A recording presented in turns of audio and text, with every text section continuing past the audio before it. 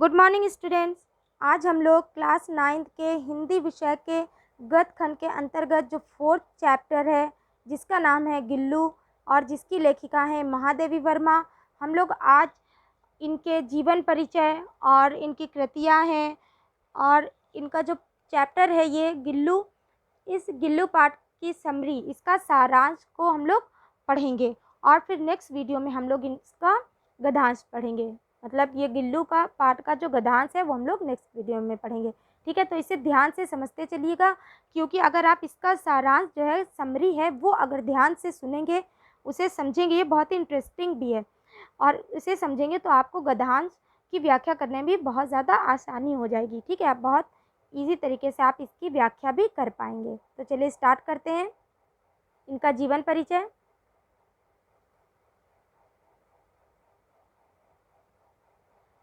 हिंदी गद्य एवं पद साहित्य को नवीन आयाम देने वाली लेखिका महादेवी वर्मा का जन्म सन 1907 में उत्तर प्रदेश के फर्रुखाबाद जिले में हुआ था। इनके पिता का नाम श्री गोविंद प्रसाद वर्मा तथा माता का नाम श्रीमती हेमरानी देवी था। इनके पिता भागलपुर के एक विद्यालय में प्रधानाचार्य थे तथा इनके नाना ब्रज भाषा के अच्छे कवि थे। इनकी प्रारंभिक शिक्षा इंदौर में तथा उच्च शिक्षा प्रयाग के क्रास्ट वेस्ट गर्ल्स कॉलेज में हुई थी। इलाहाबाद विश्वविद्यालय से संस्कृत में एमए उत्तीर्ण करने के पश्चात इनकी नियुक्ति प्रयाग महिला विद्यापीठ में प्राचार्य के पद पर हो गई। इस पद पर 1965 तक कार्य करके इन्होंने अवकाश ग्रहण कर लिया। इनका विवाह मात्र 9 वर्ष की अल्पायु में ही हो गया था। इनके पति श्री स्वरूप नारायण वर्मा एक चिकित्सक थे। इनका दाम्पत्य जीवन अधिक सफल नहीं रहा। इनके जीवन पर महात्मा गांधी का और साहित्य सृजन पर रविंद्रनाथ टैगोर का अत्यधिक प्रभाव पड़ा। कुछ वर्षों तक ये उत्तर प्रदेश विधान परिषद की सदस्य के रूप में भी मनोनीत रहीं। इन्होंने चांद नामक पत्रिका का संपादन भी किया। ये आजीवन साहित्य साधना में अनवरत रूप से लगी रहीं। सन 1987 में आधुनिक युग की यह मीरा संसार से विदा हो गई।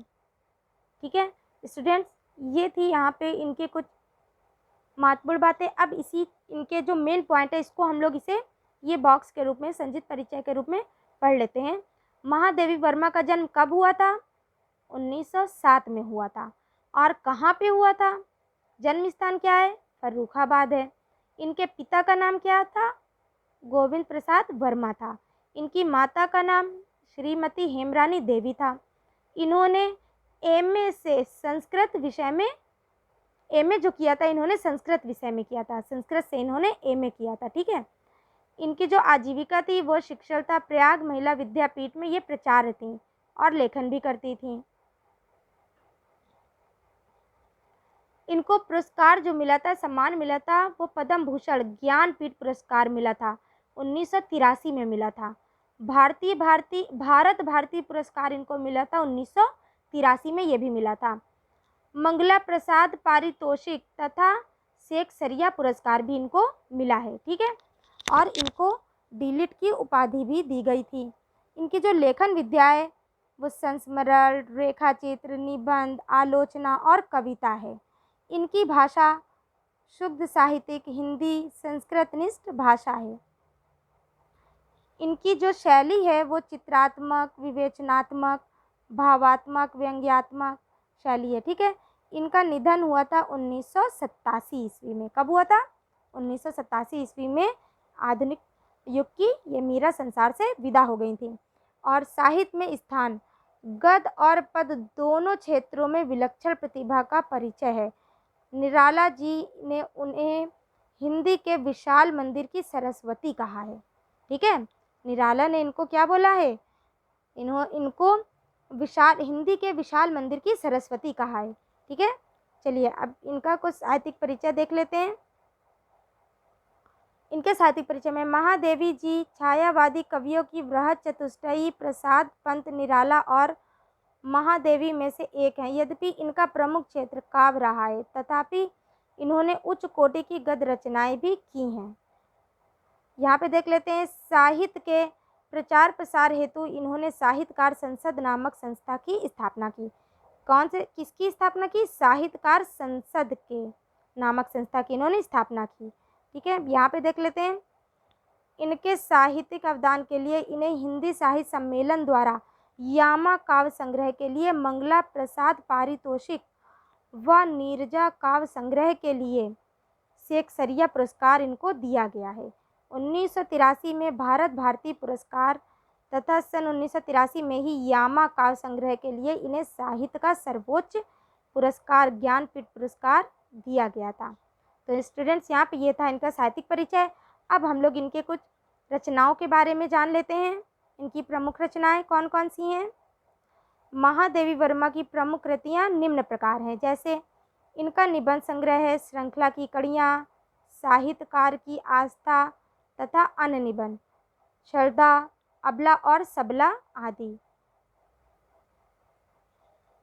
इनका संस्मरण और रेखा चित्र है अतीत के चलचित्र, स्मृति की रेखाएं, मेरा परिवार, पथ के साथी आदि। और इनका संपादन है चांद पत्रिका। ठीक है, और इन्होंने कह रहे हैं यहाँ पे कि अपने नारीवादी चिंतन के कारण ही चांद पत्रिका सर्वश्रेष्ठ स्त्रीवादी पत्रिका के रूप में उभर कर सामने आई थी। ठीक, चलिए अब आगे देखते हैं इनकी आलोचना। इनकी आलोचना है यामा दीपशिखा की भूमिका, यामा है और ये दीपशिखा की भूमिकाएं हैं तथा हिंदी का विवेचनात्मक गद है आदि। और इनकी काव्य रचनाएं हैं निहार, रश्मि, नीरजा, सांदगीत, यामा, दीपशिखा आदि। तो स्टूडेंट्स, चलिए अब इसकी समरी के बारे में मैं आपको इसकी समरी बताऊंगी। आप इसे ध्यान से सुनिएगा, ये बहुत ही इंटरेस्टिंग है। ठीक है, जिससे आपको इसके गद्यांश भी आसानी से समझ में आ जाएंगे।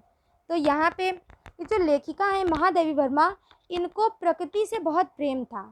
मतलब ये पेड़ पौधे, फूल, पशु पक्षी, इन सब से बहुत ज़्यादा ये प्रेम था। इसलिए उन्होंने बहुत से कई प्रकार के फूलों के पौधे गमलों में और फलों के बड़े बड़े पेड़ अपने बगीचे में लगाए हुए थे। वे पौधों पर आने वाली एक एक कली और फूल को ध्यान से देखती थी। ऐसे ही एक दिन सोनजूही पर खिली एक पीली कली को देखकर महादेवी जी जो थी, महादेवी वर्मा, इनको उस नन्हे प्राणी गिल्लू की याद आ गई थी, जो इस लता की हरियाली में छिपकर बैठ जाया करता था।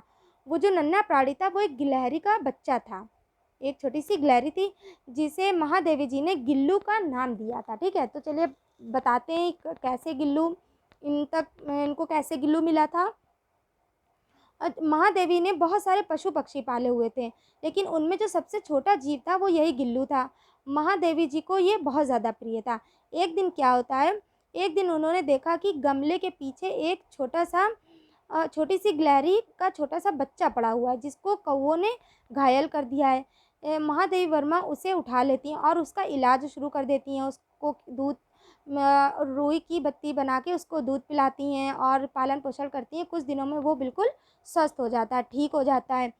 फिर क्या करती हैं, जो लेखिका थी महादेवी वर्मा, फूलों की डालियों में रुई भिजाकर उस गिल्लू का झूला बना देती हैं। और वो बहुत नटखट भी होता है, जो गिल्लू होता है वो बहुत नटखट स्वभाव का था।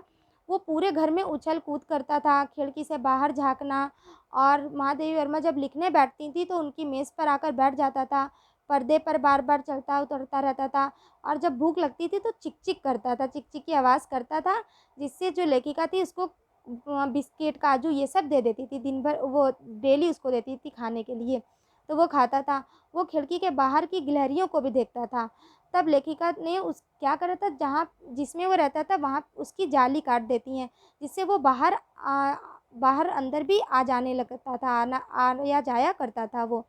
ठीक है, तो उसके लिए रास्ता उन्होंने खोल दिया था, वो डेली अंदर बाहर आता जाता रहता था।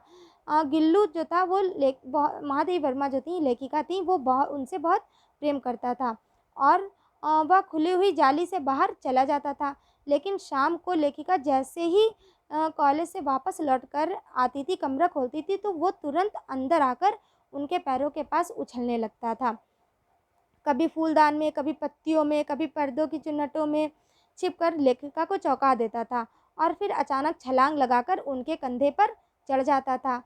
यहाँ तक कि जब लेखिका थाली में खाना खाती थी तो उनकी थाली में से चावल का एक एक दाना उठाकर भी खाता रहता था, ठीक है। और लेकिन फिर एक बार क्या होता है, जब एक बार महादेवी वर्मा को चोट लग जाती है, जब मतलब उनका एक्सीडेंट हो जाता है, दुर्घटना में उनको चोट लग जाती है, तो वो कुछ दिन अस्पताल में उनको रहना पड़ता है। महादेवी वर्मा को कुछ दिन अस्पताल में रहना पड़ता है।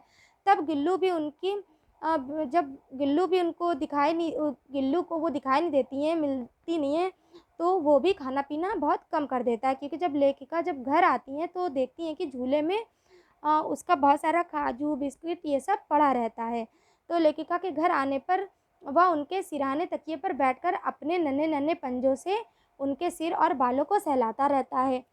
और जब वह उठकर चला जाता है, गिलहरी का जो बच्चा था, जब वो उठकर चला जाता है तो महादेवी वर्मा को ऐसा महसूस होता है कि मानो कोई अच्छी परिचारिका उठकर चली गई हो। गर्मी से बचने के लिए वो पानी की ठंडी सुराही पर लेट जाता था। और सर्दियों में भी वो लेखिका के पास ही रहता था। और जब गिलहरियाँ का जो जीवन होता है स्टूडेंट, ये जो गिलहरियाँ होती हैं, इनका जो जीवन होता है ये बहुत कम होता है, ये बस 2 वर्ष का ही होता है, 2 साल ही ये रह पाते हैं। इसी प्रकार जब गिल्लू 2 वर्ष तक महादेवी जी के साथ रहा था और उसके जीवन का जब अंतिम दिन आ पहुँचा था, उस दिन उसने ना कुछ खाया, ना पिया, ना बाहर गया, और रात में अपने जब उसका अंतिम समय था उसमें भी वह झूले से उठकर लेखिका के बिस्तर पर ही आ गया और उनकी बड़ी उंगली अपने ठंडे पंजों से पकड़ ली, जिसे उसने अपने बचपन में पहली बार घायल अवस्था में होने पर पकड़ा था। उसकी ठंडक को महादेवी वर्मा ने हीटर जलाकर दूर करने का प्रयत्न भी किया, लेकिन वो सब बेकार हो गया। जब सुबह होते होते ही गिल्लू के जीवन का अंत हो गया। उसका झूला उतार कर रख दिया और जाली बंद कर दी महादेवी वर्मा ने। जो सोन जूही उसे सबसे अच्छा जो प्रिय था, सोन जूही को बहुत उनको पसंद था, उसकी मिट्टी में उसको दबा दिया गया। इसलिए सोन जूही पर जो नई कलियां खिली हैं, उसी को देखकर लेखिका को गिल्लू की याद आज आती है, ठीक है।